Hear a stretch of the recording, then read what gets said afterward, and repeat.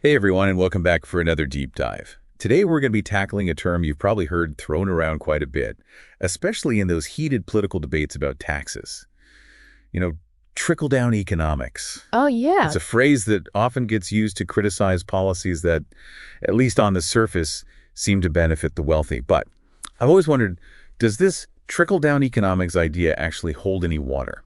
Is it a real thing or just a clever political soundbite? Well, you've hit on a really key point there. And to be honest, the answer might surprise you a little bit. See, the thing is, trickle-down theory, as it's often called, isn't actually a recognized economic theory at all.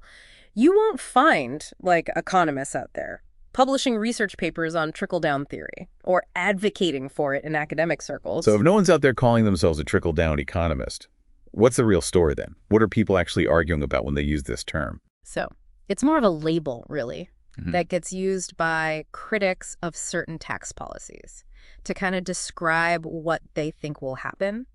Their belief is that if you cut taxes for the wealthy, well, only they will benefit. And there won't be much or any positive impact on the rest of us.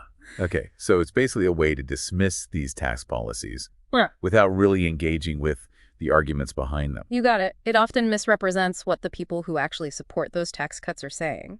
You know, they're not just advocating for making the rich richer for the sake of it. Right. Their argument usually revolves around the idea of incentivizing investment and stimulating economic growth, which ultimately they believe will benefit everyone. Interesting. So instead of focusing on redistributing the wealth that's already out there, they're more focused on how to generate more wealth overall. Yeah, that's a good way to think about it. The idea is that when you lower tax rates, you're essentially encouraging businesses to invest more, to expand, to create more jobs. And all of that leads to a more dynamic economy that actually generates more tax revenue, even at those lower rates. Okay, that makes sense.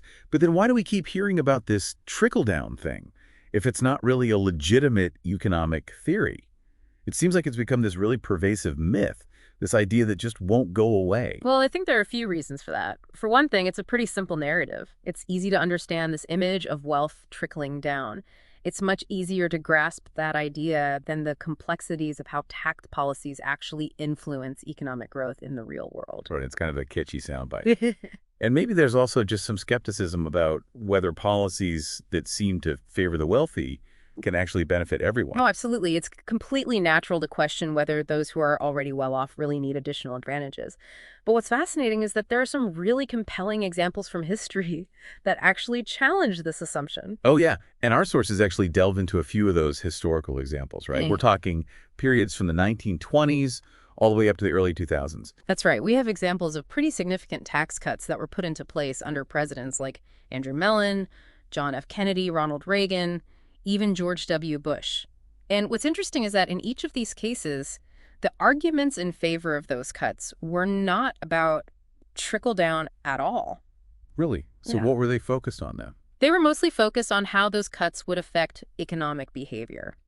They argued that by lowering tax rates, you could actually incentivize investment, boost entrepreneurship, and lead to greater overall prosperity. Okay, so they were more focused on changing the rules of the game to encourage more economic activity instead of just shifting wealth around from one group to another. Exactly. And what's even more striking is that in a number of these cases, the actual outcomes directly contradicted the trickle-down narrative. Are you talking about how the government ended up collecting more tax revenue after making those cuts? Yes, that's exactly right. Despite the lower rates, tax revenue in some cases actually increased, which suggests that stimulating economic growth can lead to a larger pie for everybody, including the government. That's fascinating and a bit counterintuitive, too. It seems like a lot of people just assume that cutting taxes, especially for the wealthy, automatically means the government will end up with less money. And that's where this trickle-down myth really distorts things. It focuses all the attention on the initial distribution of the tax cuts, instead of looking at the potential long-term impacts on things like economic growth and ultimately government revenue. So it's not just about who gets a tax cut today.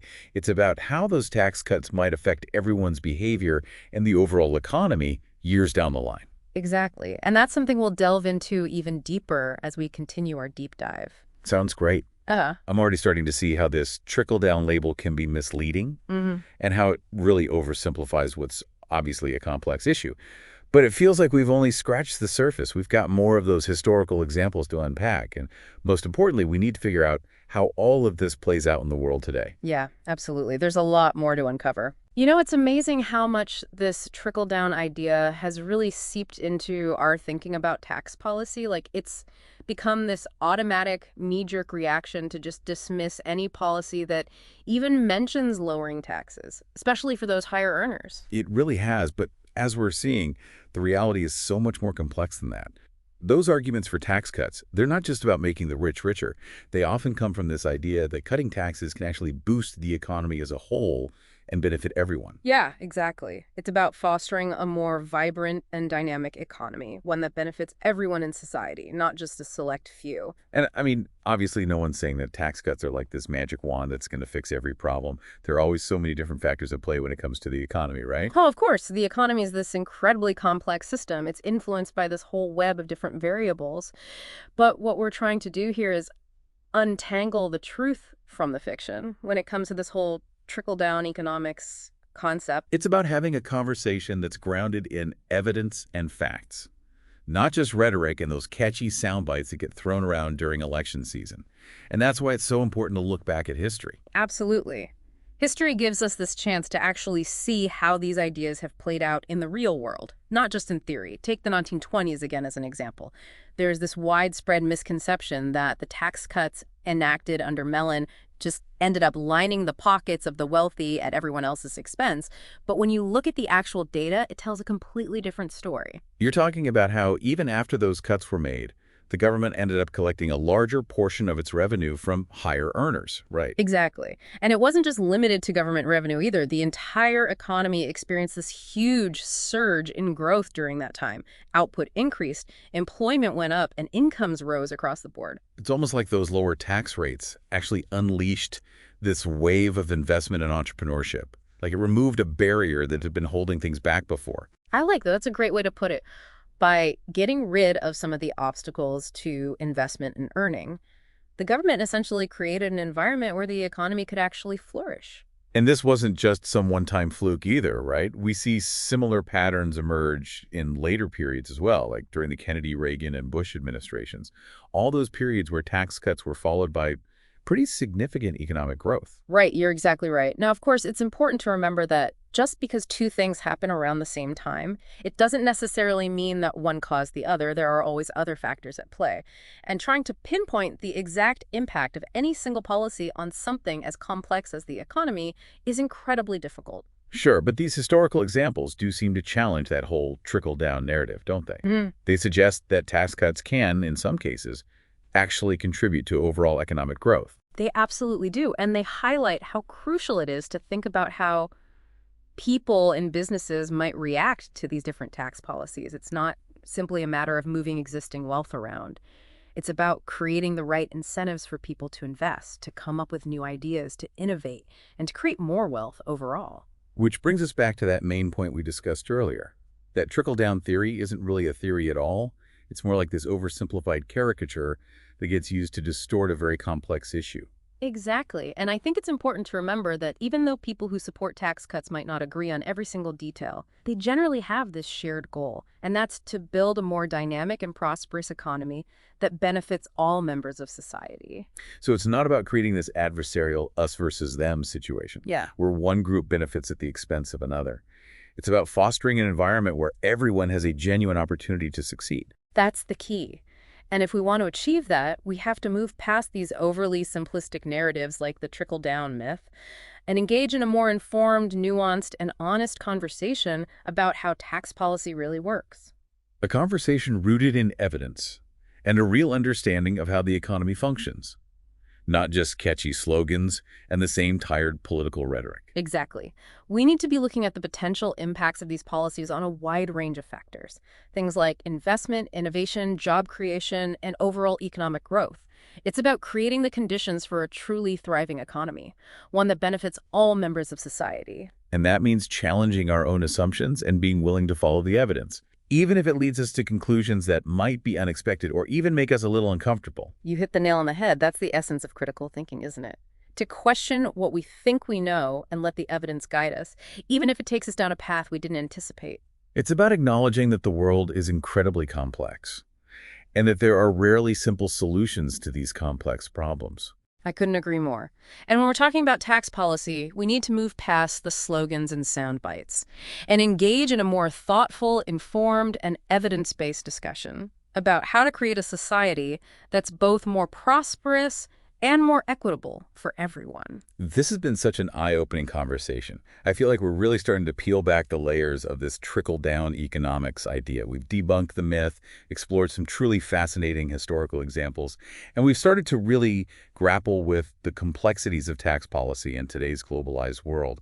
But before we wrap things up, I think there's one more critical point we need to address. We've been spending all this time talking about trickle-down economics and how it's often used to oversimplify things, but before we wrap up, there's one more thing I think we should touch on. This whole idea of trickle-down, it kind of assumes that the economy is this fixed pie, right? And if one group is gaining, it automatically means another group is losing out. That's a really important point to bring up. It's what's known as the zero-sum fallacy. This idea that if someone's becoming wealthier, it inherently means someone else is becoming poorer. Exactly, like it's this constant tug of war over a limited amount of resources.